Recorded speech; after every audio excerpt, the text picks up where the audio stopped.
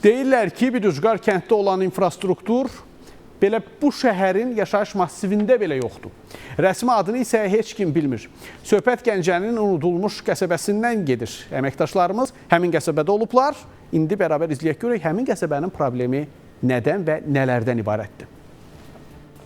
El arasında Savalan adı verilən, lakin rəsmi adı isə hələ də bilinməyən Gəncə şəhərinin bu qəsəbəsi 2 əsr öncəni xatırladır. Yolu, suyu yoxdur. Üstəlik məişət tullantılar arasında itib batır. Qəsəbənin girişində bizi belə bir xoşa gəlməz mənzərə qarşılayır. Yaşayış massivinin küçələrinin birinin tam mərkəzində daşınmayan məişət tullantıları, bir neçə metrlikdə isə yaşayış evləridir.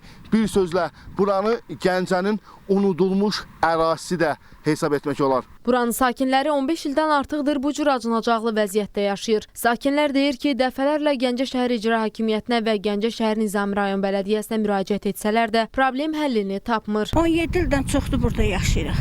Marşrutumuz yoxdur, ünvanımız yoxdur, su yoxdur, su tapırıq.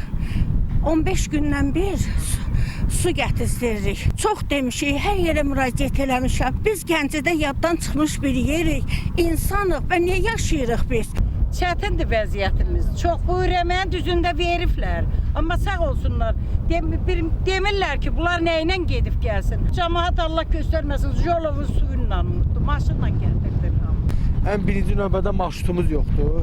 Təzə marşrut çəkildi, yolla gedirik kim, yəni işə gedib gələ bilmir. Yəni bunlar aradan qalxsa yaxşı olar. Baxın, belə yəni maraqlarına yoxdur qardaş. Bura marşrut verməlidirlər, marşrut da yox. Nə suyumuz var, nə marşrutumuz var. Xəstə olanda skoru gəlmir. Bakının qaynar xəttinə zəng edirik ki, təcili gəlin. Ya xəstə öləndən sonra mı gəlməlidir? Bax, zibilliklərimizə baxın, deyirlər ki, nədir, təmizliyə riayət edirik, hansı təmizlikdən danışır. Biz gedək kimə şikayət edirik?